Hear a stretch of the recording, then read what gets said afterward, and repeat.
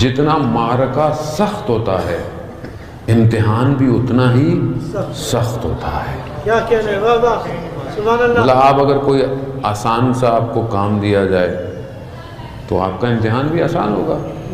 مثال کے طور پر میٹرک کے بچے کو پہلی کلاس والے امتحان میں بٹھا دیں تو اس کے لیے تو بڑا آسان ہے وہ، لیکن میٹرک والے کو آپ بی اے کے پیپر میں بٹھا دیں تو اس کے لیے وہ سخت ہے، اور شاید اس کو تیار کرنے کے لیے اسے بہت محنت کرنی پڑے گی. لیکن پروردگار نے قرآن میں ایک قانون دیا ہے. وہ قانون کیا ہے کہ میں تمہاری وسعت سے زیادہ تمہارے پر امتحان نہیں ڈالتا. لا یکلف اللہ، میں کسی نفس کو اتنی تکلیف ہی نہیں دیتا اگر اس میں اتنی وسعت نہ ہو. اب اگر میں آج کل کے دور میں کسی امتحان میں کامیاب نہیں ہو رہا تو مجھے یہ دیکھنا چاہیے کہ کہیں میری وسعت تو کم نہیں ہو گئی ہے. لیکن آپ بہانہ کہہ کے نکل نہیں سکتے کہ خب میری تو ظرفیت ہی نہیں تھی، خدا نے امتحان نہیں لیا. خب کیوں ظرفیت کیوں نہیں تھی؟ اگر تاریخ میں بعض ظرف لوگ نہ ہوتے تو شاید ہم یہ بہانہ کر سکتے تھے، مگر تاریخ میں ایسے لوگ تھے کہ جب انہیں مشکل کے دہانے پر رکھا گیا تو ان کی وسعت پتہ چلی کہ کیا تھی. ان کی وسعت تبھی پتہ چلی، ورنہ آپ کیسے پہچانیں گے کہ خود دعوے دار تو سارے تھے، دعوے دار تو بہت تھے، لیکن اس امتحان کے جب امتحان لیا جائے گا تب پتہ چلے گا کہ کتنے طاقت میں ہے. خدا نے انبیاء کا امتحان لیا، خدا نے انبیاء کو بھی چھوڑا نہیں ہے، خدا نے امتحان لیا. جہاں حضرت ابراہیم علیہ السلام کو پروردگار نے کہا کہ جاؤ اپنے بیٹے اسماعیل کی قربانی کرو، وہ امتحان تھا. کہا کہ اب ماشاءاللہ سب اہل قرآن ہیں، اہل تلاوت ہیں، سب جانتے ہیں یہ واقعات، کہ بلایا گیا، گئے وہ اپنے بیٹے کو لے گئے اور چاہتے تھے کہ اپنے بیٹے کو قربان کریں اور اس عظیم قربانی کا ثواب حاصل کریں. خوب نبی تھے، جانتے تھے کہ یہ کتنا بڑا کام ہوگا، لیکن خدا نے امتحان لیا اور چھوڑ دیا. اب حضرت ابراہیم کہنے لگے کہ کیا ہے؟ کہا ہے اصل میں جو عظیم قربانی ہے، ذبح عظیم ہے، وہ یہ نہیں ہے ابراہیم، یہ نہیں ہے. وہ حدیث ہے، پوچھا،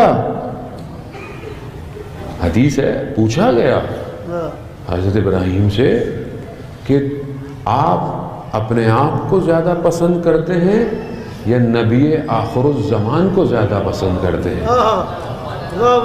تو حضرت ابراہیم نے بولا کہ ظاہر ہے میں آخری نبی کو زیادہ پسند کرتا ہوں، ان سے زیادہ محبت ہے.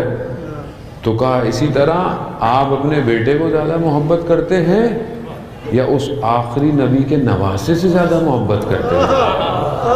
تو حضرت ابراہیم نے کہا کہ نہیں، میں آخری نبی کے نواسے سے زیادہ محبت کرتا ہوں. حضرت ابراہیم کو کربلا دکھائی گئی،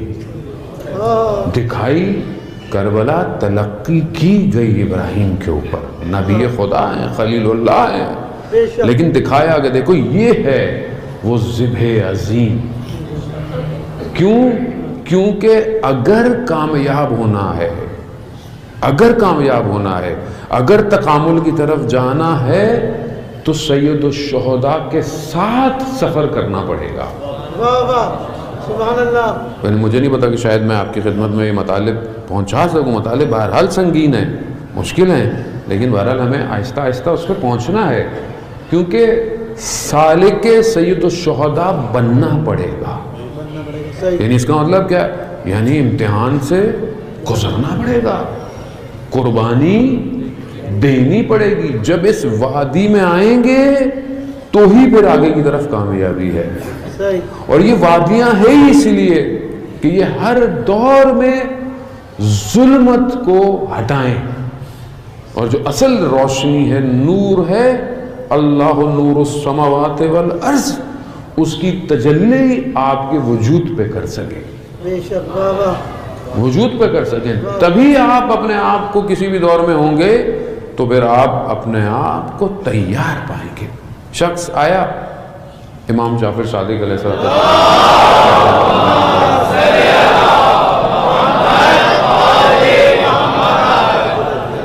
امام کی خدمت میں آیا، خراسان کا رہنے والا تھا، امام سے فرمایا کہ مولا آپ قیام کیوں نہیں کرتے؟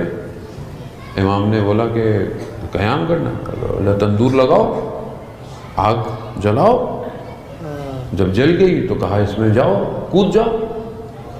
اب جب آدمی نار کے دہانے پہ پہنچتا ہے تو پتہ چلتا ہے کہ امتحان کسے کہتے ہیں۔ کیا کہنے بابا، ٹھنڈے ٹھنڈے رہنا، آرام آرام سے رہنا، اے سی میں بیٹھے رہنا، وہ تو پھر تو آپ بڑے آرام سے بہت کچھ کہہ دیتے ہیں، لیکن معرقے میں رہنا، سہنے میں حضور پیدا کرنا، اس قابل ہونا، تو پتہ چلتا ہے کہ آدمی کہاں کھڑا ہے۔ کیا کیا اس نے؟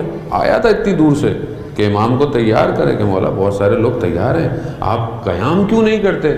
تو امام نے اچھا تم تو کودو پہلے، باقیوں کو تو بعد میں دیکھیں۔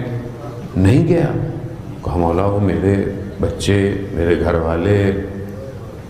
ایسے میں تھوڑی دیر گزری تو امام کا ایک غلام آ رہا تھا لکڑیاں لیے، امام نے اسے کہا کہ جاؤ کود جاؤ، دوسری چیز نہیں پوچھی، کیوں، کتنا، کب، لکڑیاں رکھی نار میں۔ واہ واہ واہ واہ واہ، سبحان اللہ۔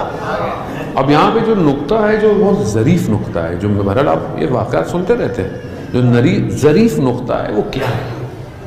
وہ یہ تھا کہ وہ کود گیا، اب یہ باتیں کرنے لگ گئے امام، اب اس کا دھیان وہی ہے کہ پتہ نہیں جل نہ گیا ہو، کیا ہوگا۔ امام اسے پوچھ رہے ہیں وہاں کے لوگ کیا ہیں، کیسا ہے، سب کچھ دیر گزر گئی تو دیکھتے ہیں، دیکھا تو وہ جو آنکھ تھی وہ گلوں میں تبدیل ہو گئی اور وہ وہاں بیٹھا ہوا ہے۔ اب اصل مسئلہ کیا ہے؟ مسئلہ یہ ہے کہ امام کے ساتھ ہونا پڑتا ہے، امام کے ساتھ۔ اب اگر آپ امام کے ساتھ ہو پائے تو چاہے کچھ بھی ہو،